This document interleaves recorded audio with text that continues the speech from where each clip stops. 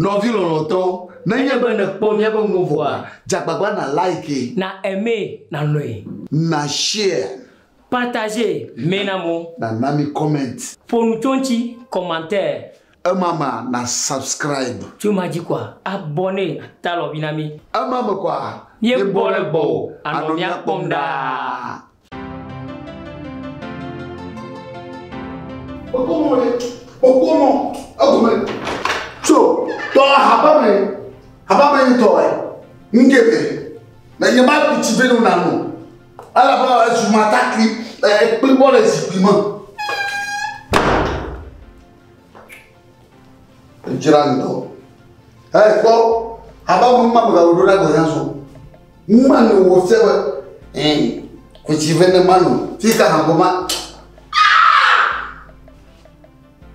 Kemati kembe kuvana manua yebe uongo leleleke ya tayo poti nyama kuchivero nanu kabile nye bele nido awoke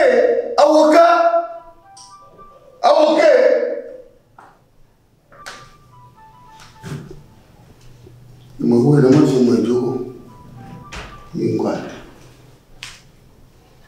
ama Mekayo. Angela. Anya Fousseni. Ngere. Fu. Oba fuwa. Ngenya wa kwa. Wow. Mango. Sode. Nyango robe minya nyirekeli. Ajua. Nkami vwe. Ngeko ba kwa. Awo. Meka bone nani. Abale mo no sana. Abale mi no je odo mena. Na mo blo na ho bo mu jora jina. Me ya la ke nya ma breo. Akayi judo bo bebla, judo bo yoyo. Mpo go ha. Bara ke me dere jo ko semu. Mo kwa. Eta mo blo na ba no ba no ba vlo ya ampe. Wonyonyo bang to na ma. Fousseni nyake be agbogbo nyan to ka yi. Nyan to di kwa. Nya na gbo ma ba alekele ya. Nya bonanam. Ajetu benam. Me mo pomare. Gbogbo na ba de ni shia wi kana jila gbe ma na ma wono wa. Nko ri ji o. Ma no wa. Yeji be mje tugbe no. But mi shia wi ka jila gbe. Fousseni yentro me na nyu. Mi shia wi jina la gbe ma ni nya ma wono. Wo George na ntola. Obeya de malo. Ma de we. E body kafa ni blomo le no ntoko ade. Fousseni yentro mo ne na nyu. Abanyi di. Abuna anyangejo. Itepo. Nyangejo. Fousseni mbe me na ma do to a. Blomo le no yi na ade. Ni George na do ade. No de kalo no nchina. Ezia. Ya ni mo ma benchi o yoro. Ma do dadi yoro. Dasimla. Mlono wa. Nyempolo mwa. Nyama no ke. Va nyempolo wa. Malono. De no americano. Avo, de no americano ya, ba da kire yi. Agono.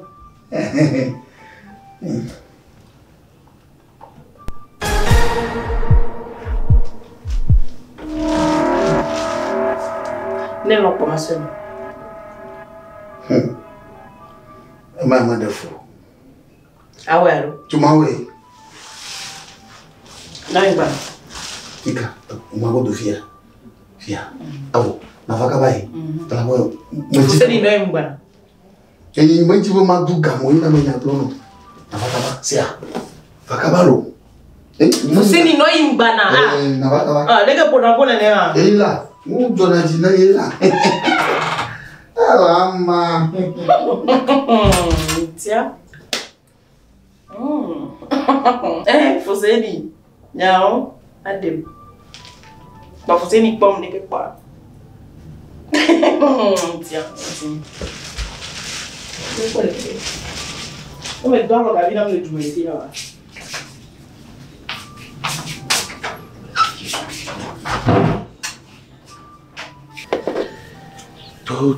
Tout va sur le cœur.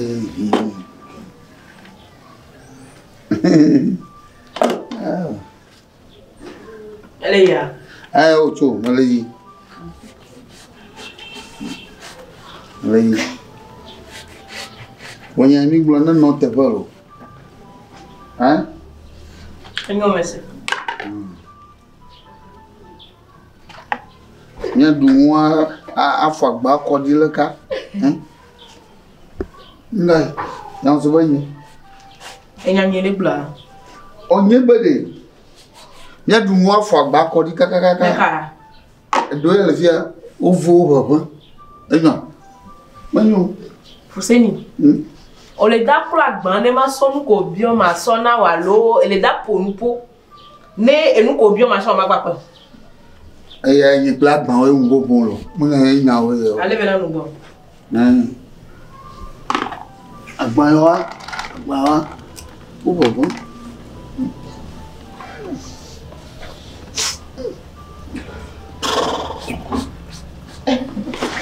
Hey. Seigneur là. Ayons vient. Non, c'est pas de nier, on va aller. Non, j'ai mis là.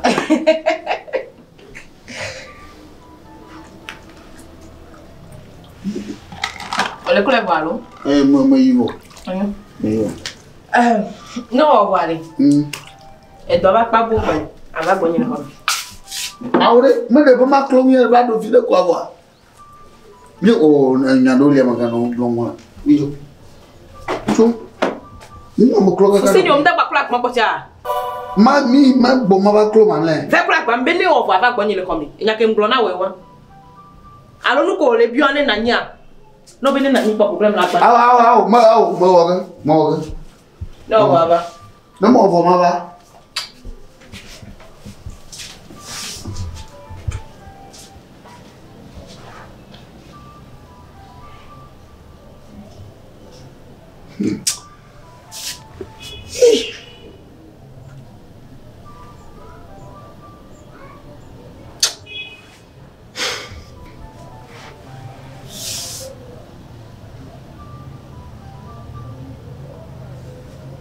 Yere bo kang ma vale dia.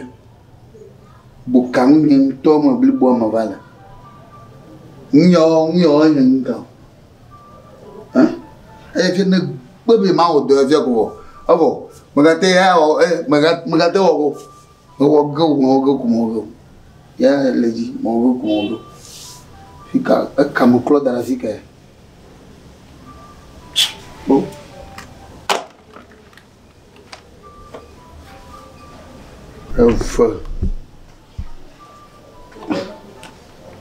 Ouais. Le cas. Le feu. Un temps.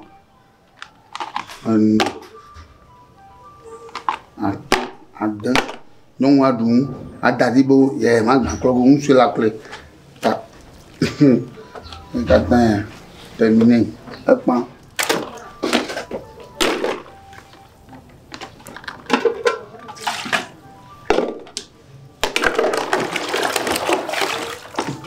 Man be little more of a poverty. And I thought but I'm at it. Oh, my papa will protect it, but I don't have I'll make it blue.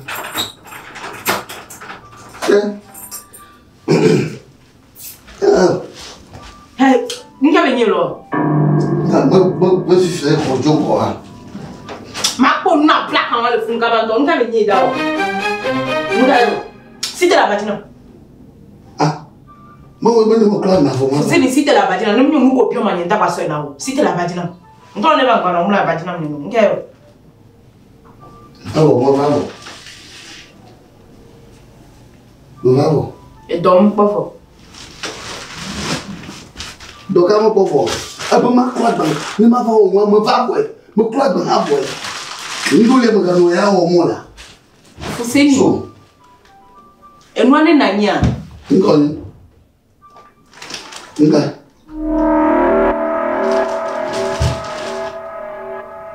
Fousseni on yabe mposu bono dona jama. Dobole comme. Sidi. Sidi la tole comme na. Enya ma ko ndalo mena so no so fu gbe ko mele. Oh, avo. E ka mele. Avo ji kuma da no yola. Ma kwevo. Ba sidi fo bi ola ba dinam. Oh. Ne no rasi. Ne nu ko le dial de menawa. E nu ke mbio wa yo lawo. E me ko na wa. Ma le beso so. Ba se ne bonem de pum ba no pum to gbe na mo. Oh.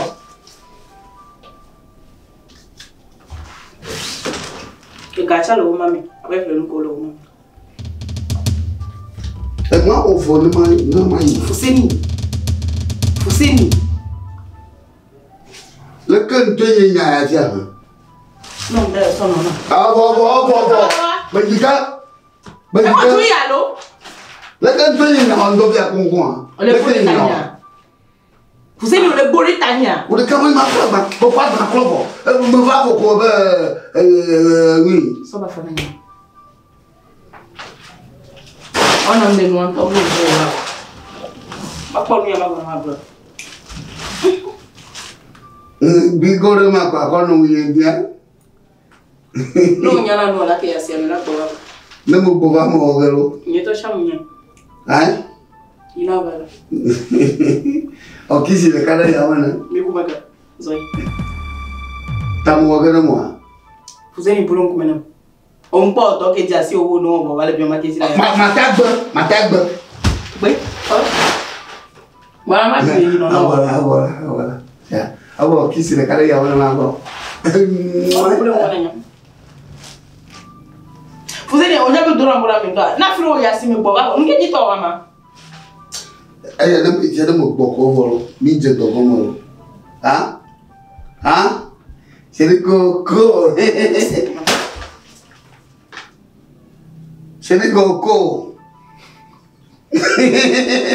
Au comida. Au. Mo vou me chamar de. Oh, tá tia mesmo. Bebê tô na minha mama não.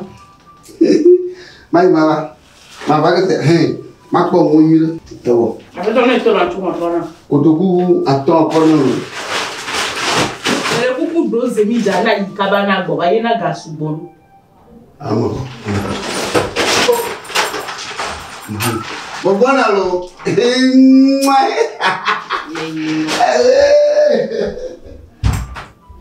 Eu não dai dor benchi veji.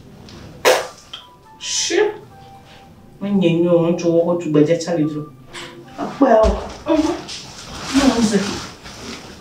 Não posso ver lá. Bakro la ko nyala. Anya mga kala nya sro nyewe wa nya bode bi nyora la ko. Shege.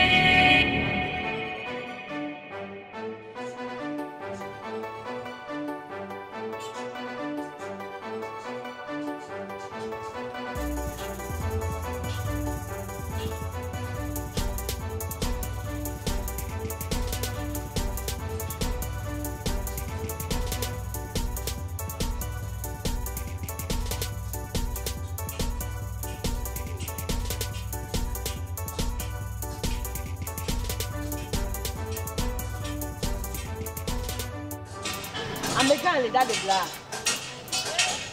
Oh, abana goji nyala la ma. Ta juba nyala la. Baye nya diolo. Ayi me ya shema. Masemu. Ga kwa me ni ya me do. Ma ti file ko domo ha. Fifi lai. Ah, E kwa ga me. Ga kwa me vi pata. Asi me ma le fuma.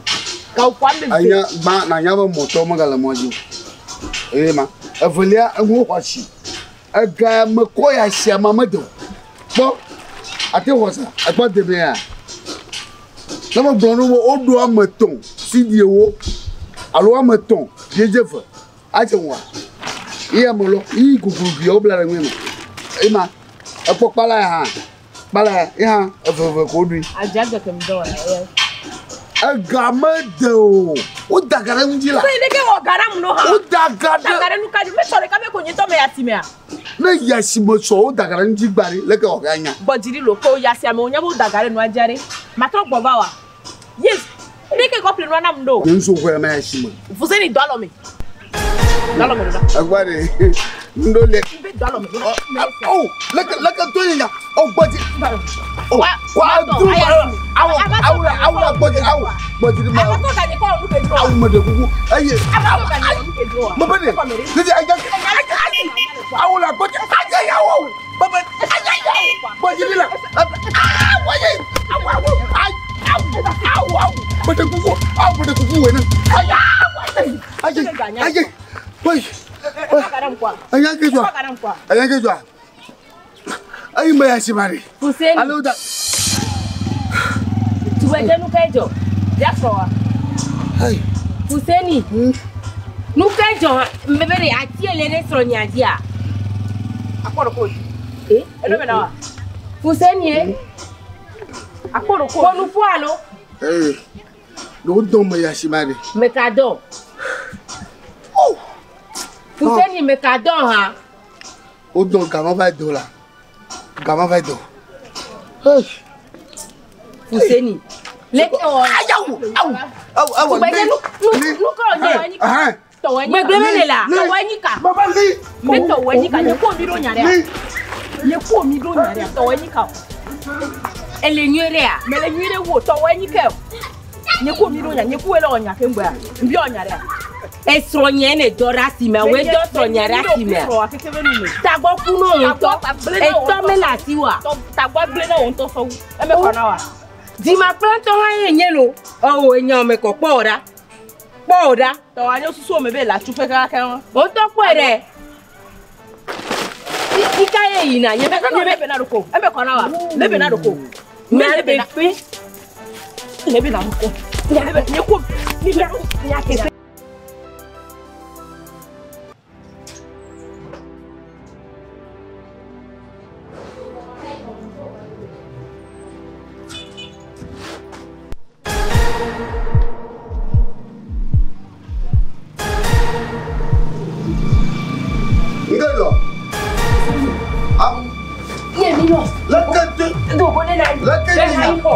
Ni na ko mi deme me yin nyo ya hai kwa pa Fousseni demo ya kamera ha ro ni mo Ba mama hai ko. Be hai ho Ya. aka me be hai ho afu ba fu be hai ho e ye ma hai ho ma ko deme na ka do ja no nyonu di be hai ho ya ka me de pa na de klo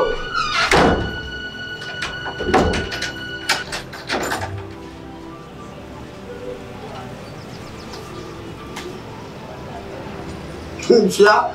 Ka titre mayan. Ya yento lo ba no ile gbo we. Ya ba fo nyo gbo. La kama hopo. Ka bli. Ni o ke. Ba fo nyo gbo. Bo ya ibo ga jimo. Na me fu mo punkura. Jo jina wu. Ibo ga jimo. Ka bli. Maman pour le Libanais, ils m'ont non son à Galiatra là. Vous gagnez bien bien à tirer bien. La forme yo pour tout non. Moi on ne colo. A tout on ne colo. Mala bureka mu. Cha. Mala bureka kale mu. Câble. Akoto akete yamba lolo. Akoto bagi yamba lo. Alors regarde akoto ici. Batia lo velene lo. Bajalo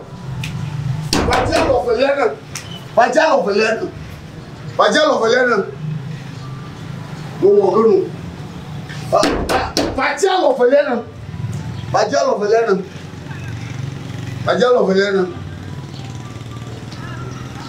Ya ni mo kwanto kwa. Bajalo velena. Ni.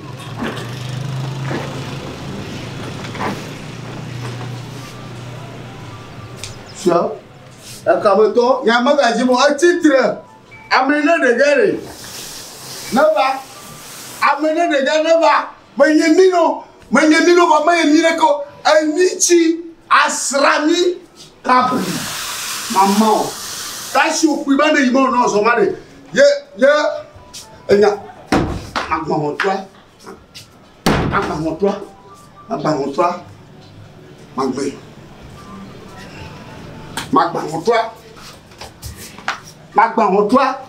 Agbamontois.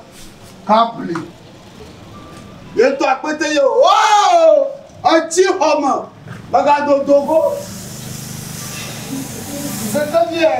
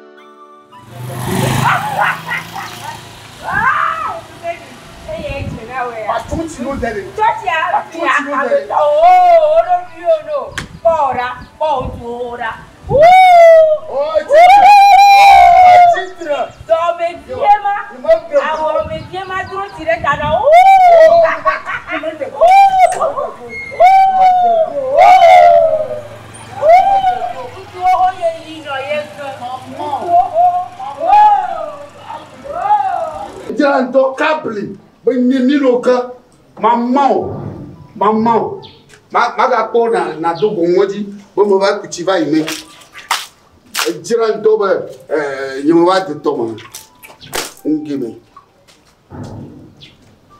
le tianento on to trop c'est grave. Oh que fuma kan itu darafia la itu darafia bon maman na hina et si a pas ta choko on to dru oh tiens du ne peut mal ha ah n'entendez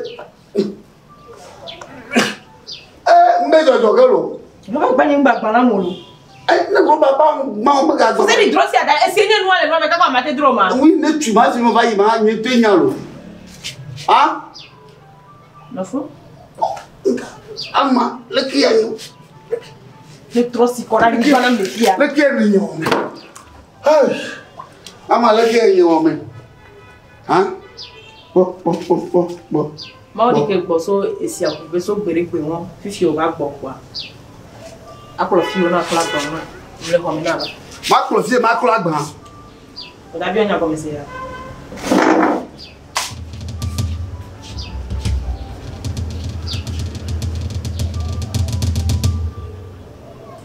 kame ma va détail de manière moi je n'en fume là bon boka mo va écouter bova bébé à l'atine tête ma profie ma croix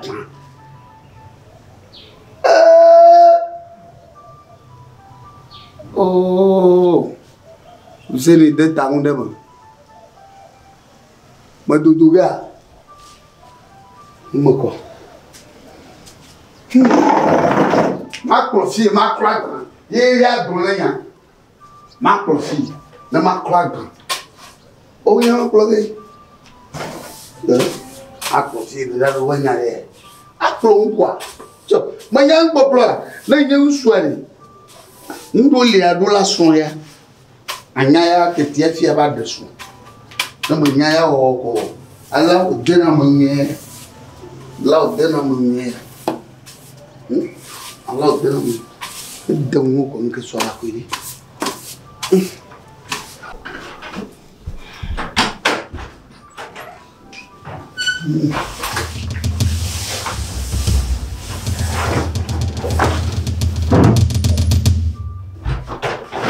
Voisine, nous allons venir les gens. Ma collègue dara. Donc voisine nanya, ni to ngba so no do ko menama. Nke ni mo. Munye wela ma. Voisine. On va à souper là. Ay ma va voir, na ma nya ba. Nem le ko mo ngba no ko nyimi. E me ko na. Ni to ngba so mo so ba ko menamo. Oh, a munye wela ma lo. So nga nde do no wa. On va vous maintenant. Peut-être comme vous d'aller voir. Nami tu pété à jour vaïma. Benadi. Ah. Mau. On dirait maman. Oh. Dari tamunya to. Moto ko ba dari tamunya. Na kasinci ba nya ga ba dari tamunya. On a bifi toi dit la demi quoi. Allô? Oh, comment? On va, on biongo, on nanira baji, quoi que tout, quoi d'aller fond, bon à fond, on s'en va y. Allô? On t'en mais va voir. Tu n'as qu'à. Moi, on dit bon, mais n'y pour le home, on y met. Nous que nous braillons là. Quand de ma journée, on peut bien faire dans un mois. Pour la bien. Hein? C'est ce qu'elle a. Mon oui, avant. Mon charme. Nous avons bien soit signé quoi. Oh, mon ouais, kata. Oh, hein? Jo. Et nous? Oh. Et voilà. Pourquoi? Ok, va dire. On a mis bon numéro. Non, tu le comprends.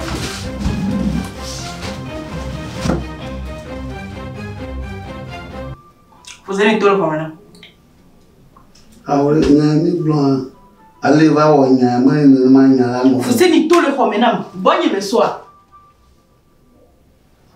On tombe en quelque chose malade. Et bah, soit, nous devons regarder. Mon quelque chose.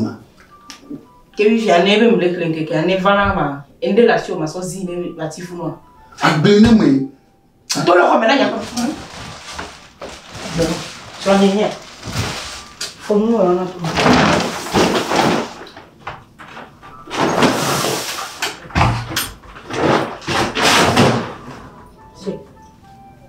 Vous avez cité là-haut.